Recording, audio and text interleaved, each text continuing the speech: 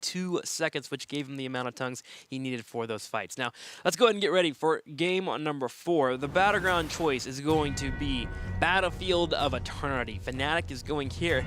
And man, I still love it. In Phase 1, this is a battleground they never touched. And now in Phase 2, we see them consistently go into this battleground. Yeah, they said that at some point they just started to play the map more and more. They really like it. They showed at the mid-season brawl some extremely crisp games on this map. Very fast ones as well. So you have to be quite careful if you are facing Fnatic on this battleground.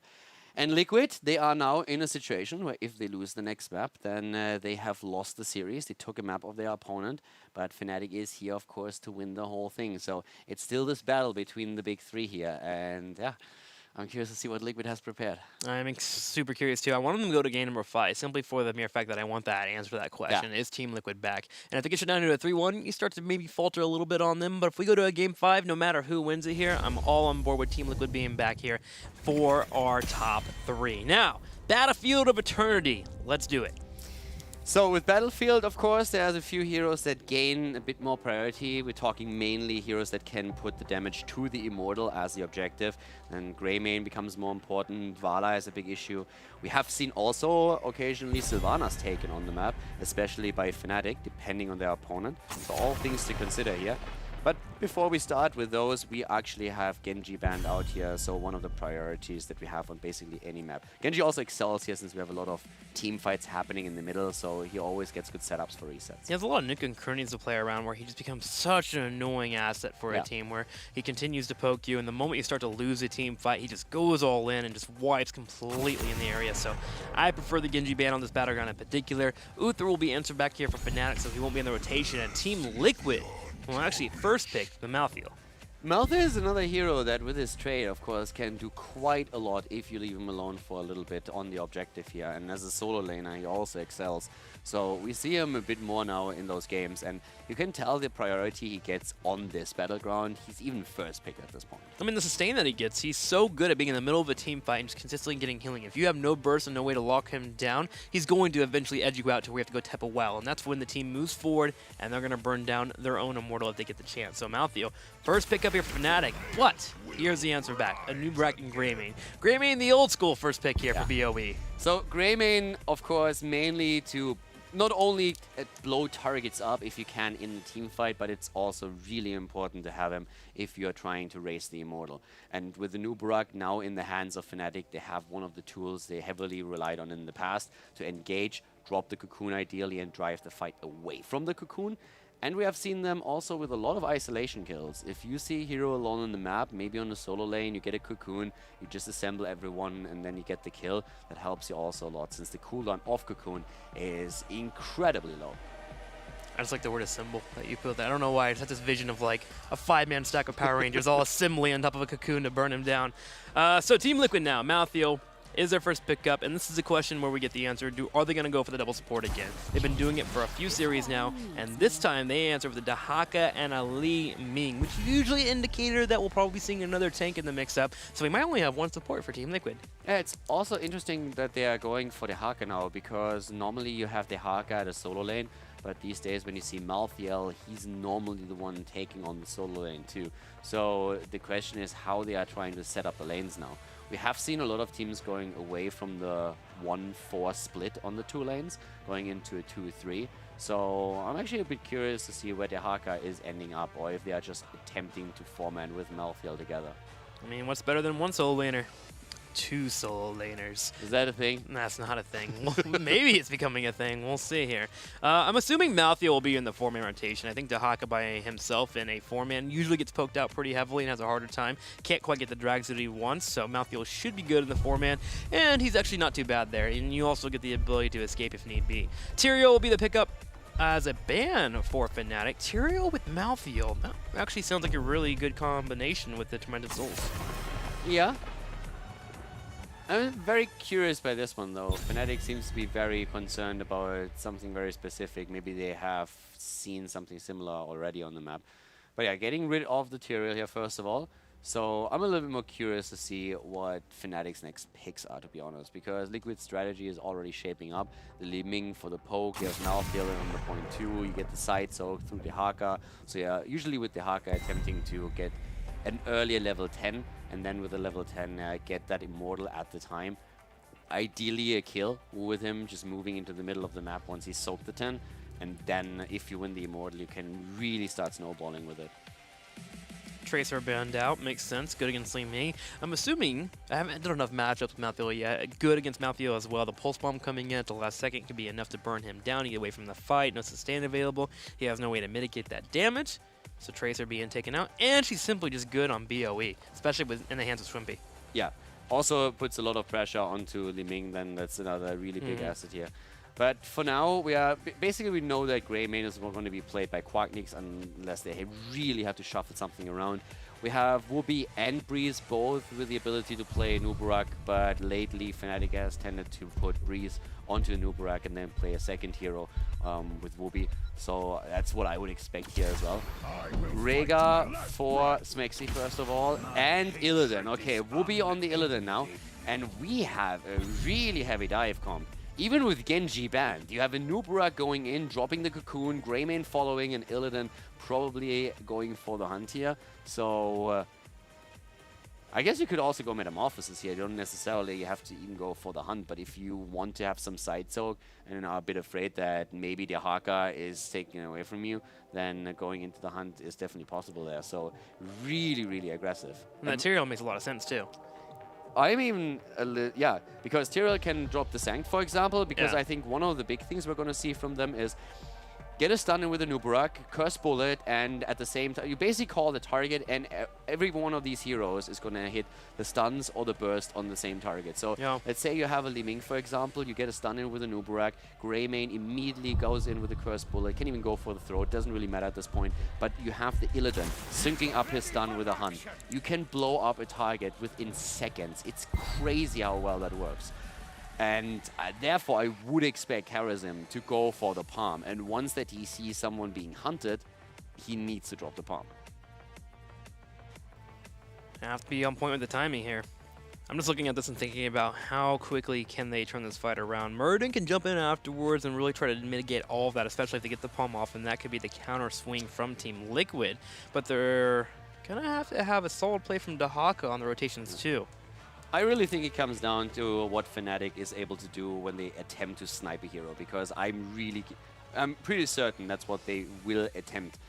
If they don't kill the target, they have to back off and regroup and reset the fight. But if they can make that kill happen, then especially with the Illidan, they can simply drive the entire battle. So Liquid needs to be absolutely on point saving these targets after level 10. Well, curious as to what Fnatic will pick up for their final pickup to really make sure they can get this complete sniper comp to come online. It's going to be Sylvanas as a mix-up. So you go in for kills, you get the setup, and then you just push it on the objective until your opponent spawn and pull back if need be. Okay, so we most likely have a switch with Quacknix playing Sylvanas and Shrimpy the one on Greymane, where we come back to just having a little bit of overlap in your hero pool. But Sylvanas is, first of all, really interesting because of the silence. So that's the first one, having the disable in, and you can do a lot with that. If you hit, for example, Karazim, or you just follow up after the Illidan with Hunt stuns in. So you can do a ton with Sylvanas alone. And then, of course, objective pressure. Yeah. But I think it requires you to win a team fight first. With Murden and Dahaka being on the opposing team, Murden just does not mind jumping in the early game to deal with that Sylvanas if she's near a fort. Put some pressure on her, drop down the W, Karazim comes in for a couple punches, and suddenly that Sylva's down to half health with the Rhaegar on the back lane healing. And then Dahaka, if need be, can come in for the rotation to try and stop them completely. So Sylva, I feel like, is more of like, all right, if we get what we want to pull off in the fight, the Anubrak dive into the Illidan and the Greymane, and we get a pick, then we can really take a lead and move forward with it. I would give the Sylvanas a little bit more credit here. Yeah. I know what you're saying. I mean, we had this discussion in the past also when normally Sylvanas is a hero. If you are winning, it accelerates the victory. That's kind of what she does. Sure. But if you, I feel they are putting a lot of value into getting a target early on. So just the Wailing Arrow alone, if that hits when they get the engagement, that could be enough to just win that fight. Because once a target dies, if they get the initial kill, I think the fight's over, since Illidan is just going to run over them after that. If, on the other hand, Team Liquid is able to save that target, then it's a completely different ball game, and Fnatic will be the one trying to move back from it. All right, see if they can stop that palm. All right, guys, we're ready here for Battlefield of Eternity for game number 4. Let's go ahead and go to it. Fnatic currently in the lead, 2-1. Can they stuff it out with a 3-1, or will Team Liquid tie it up? Game number 4, ladies and gentlemen, as we are moving into Battlefield of Eternity with Team Liquid to the right side and Fnatic to the left. Breeze on Anubarak, Quadnix on Greymane, Schwimpy on Sylvanas, Smexy on Rhaegar, and Whoopi on Illidan. On the right side, in the red, it is going to be Team Liquid. And Team Liquid, Dahaka being played by Nurok, Splendor will be playing Karazim, Haswabs on Li Ming, Darkmark on Malthael, and Blumby will be playing Murden. And as a note, if this series does end here with Fnatic getting the victory, we're going to have a nice little talk about Stukov right afterwards. So please stick around. We're going to learn more about the hero from the actual hero designer himself, Nathan Lemuska. That's definitely going to be great. I'm really looking forward to that. Haven't seen it myself. You already took a sneak peek, didn't you? Is that breaking NDA? We'll go ahead and say no, I didn't. Okay, so for now we have in this game, I want to give a quick shout out, by the way, to Dehaka here, because we said how well Whoopi played with Dehaka, but we also have to mention that Nurok on the hero did such a great job, especially in the last season, that we had him. I think they had the most ridiculous win ratio, something above 85% when they played with Nurok on the hero. Wow. So it was really impressive. And that's why I want to see how much of an impact he can have in this game now. But look how Liquid is setting up in the middle here. We have a really interesting split because we have, as we said, 2 heroes that can easily hold the solo lanes. There's a bit of rotation games happening. Very interesting, yeah. They just put one on the bottom, one on the top, let them clear out their lanes, and then just have that fear of a threat coming in, which naturally makes it where Sylvanas doesn't push in. The moment she does, you see Splendor come forward, apply some pressure with Nurok landing a tongue on Quagnix. Yeah, they're immediately going in. Liquid was, of course, also worried a bit about Sylvanas trying to get the value here.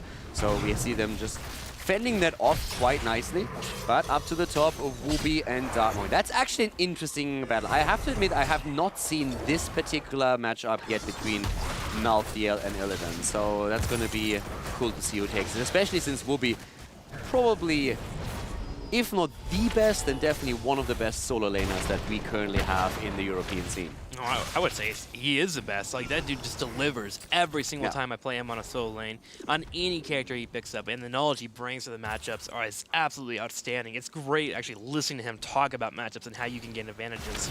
Now, Immortals have spawned here in the bottom and the top 4 are teams, and Fnatic decides to apply pressure on the bottom and force away the attention of Team Liquid.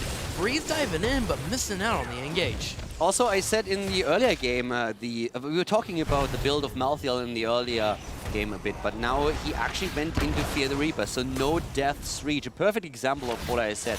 We have Death's Reach as the standard, but some players in situations go for Fear the Reaper so that you have an activatable that increases your movement speed and you can actually pass through units even. And that's exactly what we're seeing for Team Liquid right now. So a small adaptation, but still on level 4, heading into the Black Harvest as expected. Team Liquid getting an advantage here in talents here, just for a small second or two as they hit 4, but Fnatic will evenly match them up. Splendor coming in from the left side with Blumby landing a Stormbolt. They'll get some damage on Breeze, and Team Liquid will take the opportunity to move forward and apply pressure to the Immortal as they need to defend on the left side. It's insane how much Malthael really does on the Immortal. That trade is just so good. He's amazing at racing that down. He's very similar to Lunara in that sense, but now there's the kill against Illidan, and that is a big problem for Fnatic. They are massively behind at that point, and this looks very much like Team Liquid will pick up Immortal #1. More heroes are being chased here, but Malthael is just doing his thing. Team Liquid wanting to go to game number 5, it looks like, as they open up firing here on Battlefield of Eternity. And you're right, they're going to go ahead and turn around and finish off the Immortal, and Team Liquid with the first Immortal of the game will be able to start pushing in that bottom lane and really bring it to Fnatic. So once again, Malthael really delivers here. And in case you're not familiar with this trade, so every hero that you mark with an auto attack is marked with the Rebirth mark, and it takes damage equal of 2.5% of the maximum health every second.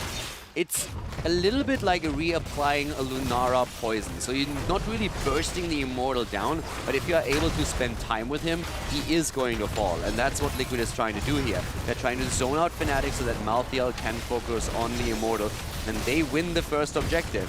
The top lane is still being pressured by Sylvanas and Illidan, so they are attempting to get counter value, but Liquid is simply moving through that bot lane now. I really like that play, though, from Fnatic, being behind, put Sylvanas in the opposite lane, deciding, you know what, she's not very great on defense here, it's not going to help out too much except clearing out the minion waves, let's try and get a fort pressure down. And if they need to, they can bring Illidan on the rotation to help fight in the bottom lane. So Fnatic defends pretty well, they lose about half the damage on this fort, it seems Liquid was able to push in, but their adaptation to the situation was pretty stellar. Yeah, it was really well done, and it put also the Haka in a bit of an awkward spot here, having to hold the top lane alone. But now camp's taken, perfect. They know everyone is at the bot lane, so a very safe approach to the camp. Liquid, of course, knows the same at the bot lane. This is why they are focusing straight onto the Khazra camp here. The earlier level 10 hits for them. It's nothing too crazy yet. Illidan, by the way, sorry, Muradin making the adjustment because of Illidan going into Skullcracker on level 7.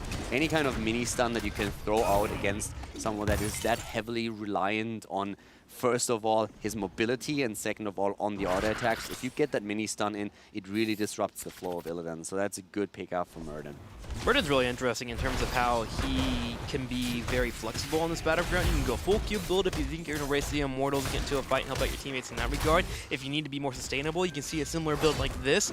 But if you do have the melees, like you mentioned, like Illidan, that Skullcracker can be a great pickup at 7. I kind of love Muradin on this battleground for the reasons that he's able to really adapt based on the team composition. Yeah, this is one of his biggest assets in these situations. He's always the guy that tries to just have the survivability. But against an Illidan, we have seen him so many times in the past, just trying to control him with, first of all, of course, the stuns on the Skullcracker, then the Stormbolt. And if you go for the level 1 talent, just having that extra burst is really helpful when you're going in with a Limming, for example. You set it up for her, and then the rest of the team just joins in. Fnatic pushing him bottom, Team Liquid answers back, but it's time for the Immortal phases once again. And Team Liquid has started to bring their Malthael to the top right, and he is going to start the race here while Blumby goes over. He's trying to slow down this Grey Mane. Now the level 7 talent for Sylvanas is really helping Fnatic with the pressure onto the Immortal, but as we expected, Team Liquid is just zoning. They're trying to create space for Malthael to do his thing, and Dartmok is slowly instead getting this one down. But overall, Fnatic, they have more burst. So as long as Liquid is able to zone, they have a really good shot at easily taking the Immortal. But if Fnatic gets close enough, the burst potential with Greymane and Sylvanas that they have just outpaces Malthael. Yeah, we saw Muradin there trying to slow down the Greymane, which is good in theory, but the level 7, that barb shot from Sylvanas is equally as strong, and it burned down the Immortal, and they got the early victory in the race. And Fnatic will be defending on their bottom right side while Rhaegar's in the front. Illidan soaking in the top lane. They realize half the match is Dahaka that got them slightly ahead in experience, but with Illidan grabbing that top lane, they're able to tie it up against Liquid. Yeah, currently the race has started. 3-4 heroes defending at this point. Fnatic starts to move in. They're ahead in experience. If they can drag this out a bit longer, they have a very good shot of getting their heroic abilities first. The Haka, of course, is attempting to deny that to them by simply getting the side soak at the bot lane, but Illidan is starting at the top to do the same thing again. Keeping up the push.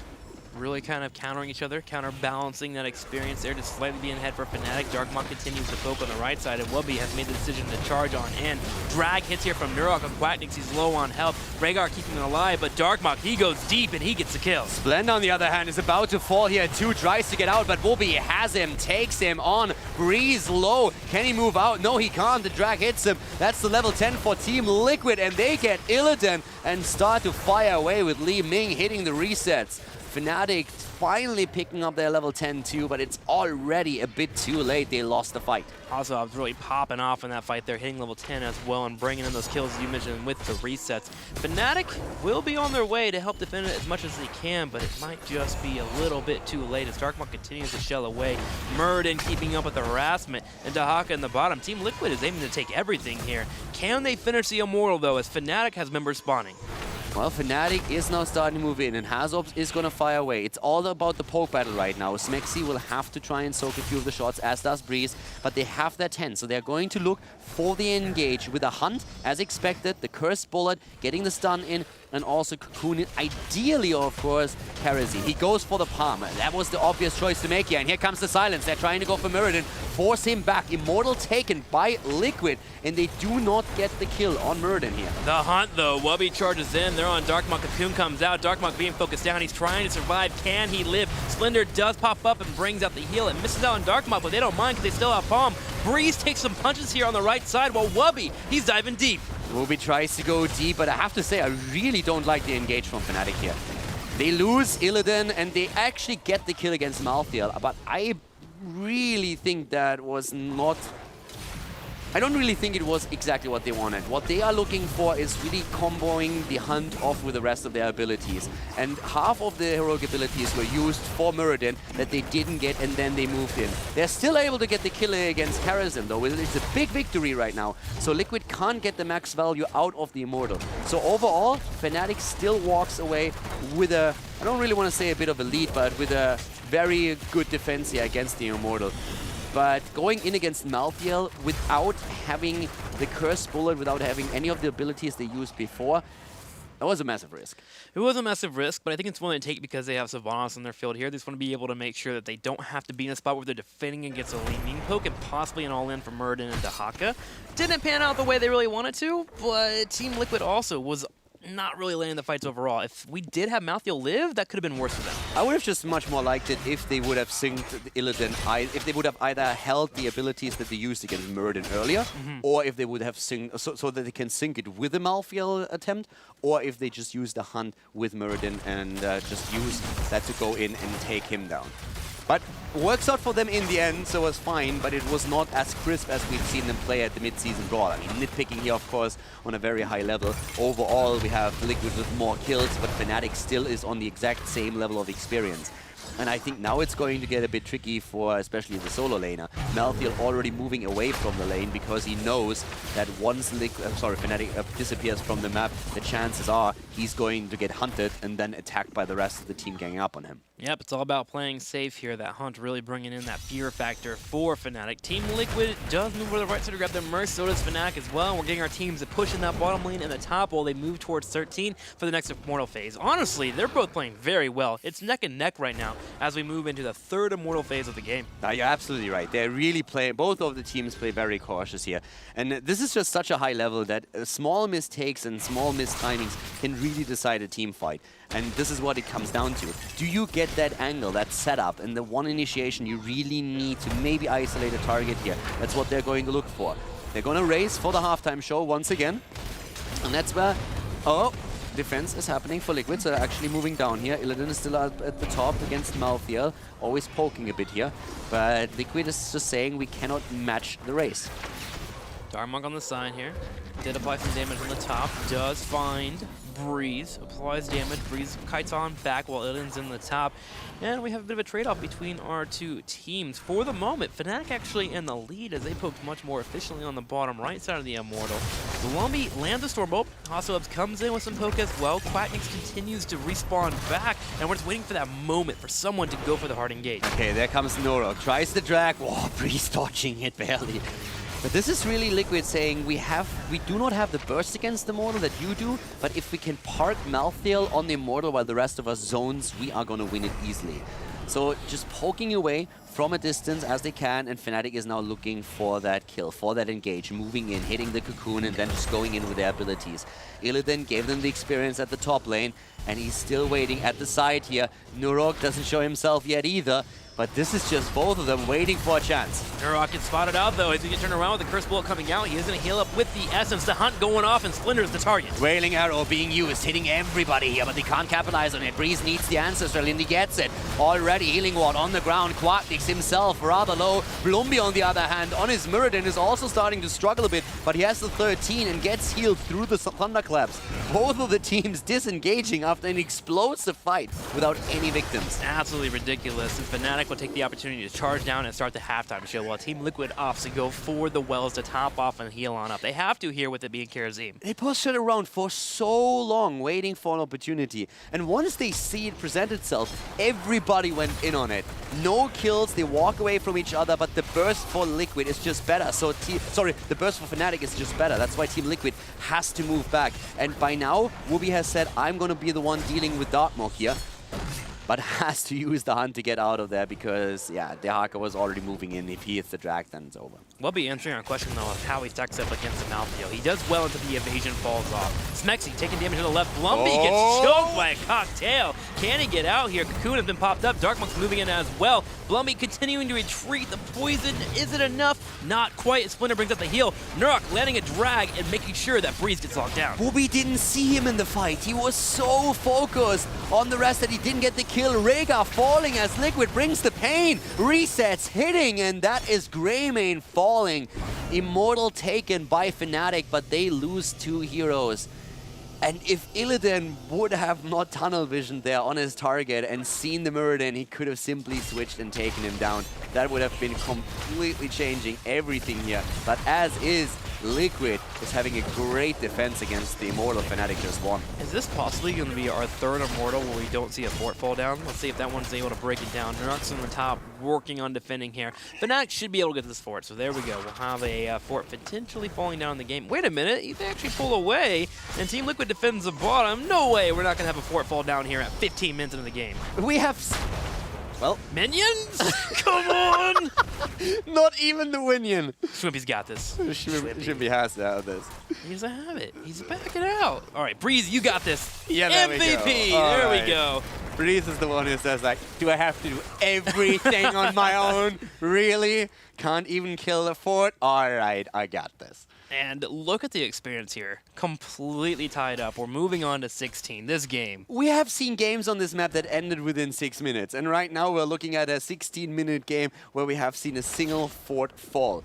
These teams are bringing the show. Illidan, and there is the palm. Perfect by Splendor. But the follow-up, Illidan is starting to be low. Darkmoor popped this ult, and Illidan falling. Cocoon bursted away by Li Ming immediately, and now it's time to chase. Absolutely incredible there. Couple things really coming into fruition for Splendor. First off, the 6 cents at 13. The lockdown just not quite enough, and Splendor's able to get that tankiness and be able to let through with the palm and then dash out. But you see, this is exactly what I mentioned during the draft. Their attempt to blow up a single target before the palm is hit. And they didn't sync everything up perfectly, and therefore, you mentioned the talents here, but therefore we have the palm going through, and the moment the target doesn't die, Fnatic has to disengage because they are saying, guys, we just lost so many cooldowns, we didn't get anything for it, we need to move out. And they lose first of all Illidan, then Rhaegar falls here, the resets help Li Ming, Cocoon didn't get value because immediately the Disintegrate hit and burned it down, and now Liquid is riding the momentum train.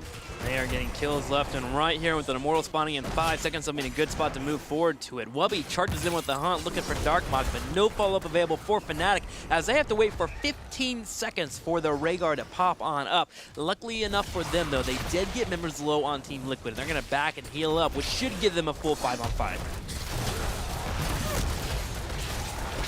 Lumby? What? Lumby just taking damage here. Wubby on the right side goes in. Finally, Team Liquid answers back, but Lumby almost taking damage, but Illidan falls instead. Yeah, Illidan down, and Liquid is really... Oh my god, they are really going in, getting kill after kill right now. This is perfect. 11 kills against 3. Fnatic's burst comp just doesn't work the way that they would like this. So this is starting to get a bit... This is starting to snowball out of control for Fnatic, because this is an Immortal that Liquid is now definitely going to get. They are looking for it, and with the halftime show about to hit, hang on, Blumby jumps in. They're going to try and stop this camp from being taken, and Team Liquid takes it away like it's easy candy from a baby, and Fnatic currently on the back foot. They get everything right now. They are taking camps, they're taking Immortals, and this is going to be an Immortal with a massive shield now too.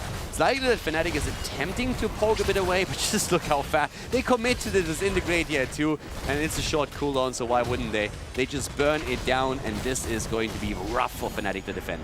And by the way, again, Stukov is coming afterwards with Fnatic and Team Liquid when this series ends up, but we have a lot of new people here that have never been to the HGC, so from Caldor and myself, welcome to the show. You are currently watching some of the best teams in Europe, and we hope that you're enjoying them right now. Team Liquid and Fnatic are bringing it all out, and Fnatic right now, they might go for an aggressive play. They're starting to invade.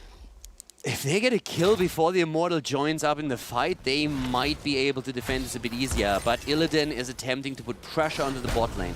And if he does that, the Haka will have to split off. At that point, Liquid has to realize that their keep will be under pressure. But the problem is, oh my god, there's the kill potentially against Quacknick's not there yet. Breeze. Cocoon is out as they move back, and Illidan is now joining up with them to defend the top lane. But that hurts there. Using Cocoon for a defensive measure, Fnatic's going to be a spot where they have to poke down this healthy Immortal while Team Liquid continue to shell away on the right side. It's going to be a scary fight for them, but they may have to move in before their keep falls. Yeah, I think the keep defending that will be really rough. There comes the Hunt on the other hand. They're going into the backline again, but the palm comes out. Norok hits everything, goes for the Essence, and gets the drag against the Nubarak. Breeze, not ancestral in time. It doesn't go through, and that's a kill that could potentially end in a victory for Team Liquid. Team Liquid looking for a Game 5. A drag hits from Nurok, and we're going to see the Schwimpy fall, and now Smexy and Wubby and Quacknick are the only ones left for Fnatic. Can they do this? 5v3 and Immortal. It's not looking like it. Only two stand here. The Immortal being poked, and Team Liquid is shelling away on the core. It begins to fall, and they're looking like they want to tie up this series. They have the 20, and they finish the game. GG, Team Liquid takes Battlefield of Eternity, and we are heading into a 5th map. Heck yeah, man. We're going to a game number 5 between Team Liquid and Fnatic, and you gotta love it from our two teams. Great ending there from Team Liquid. Went in for an engage, found Quacknick, got him low there. Smexy brought out the cleanse, was able to slow him down, but a Nubrek was forced to use Cocoon to make sure the fight didn't fall apart. The moment where this game really fell for me was when Wubby did not see Muradin and didn't take him down. That was in the middle when both teams were still very, very even. And if you remember the situation, it ended with 2 heroes falling on the side of Fnatic. They had a really strong Immortal and they have Sylvanas, but they don't get value out of it because they lose 2 heroes. If in that situation Wubby sees Muradin, gets the kill against him, then Fnatic will not lose the 2 heroes because Liquid has to disengage. So all of a sudden, with a super strong Immortal, with a lot of shields, Fnatic can push with Sylvanas and should get at least the fort, probably even the keep or the wall, get an experience lead and take it from there. But because it comes down to really that one moment where you just didn't see something since you were so focused on your own target. So Liquid, of course, doing an exceptional job here. And for us, it's amazing that we get a 5th map. I mean, it's a game of centimeters and seconds between our two teams, and they just didn't fully get it there. Fnatic, Team Liquid pulling ahead here, but it's going to tie up the series 2-2. Let's go ahead and get ready for game number 5. We'll be right back. This is the HGC. They have to move in before their keep falls. Yeah, I think the keep defending that will be really rough. There comes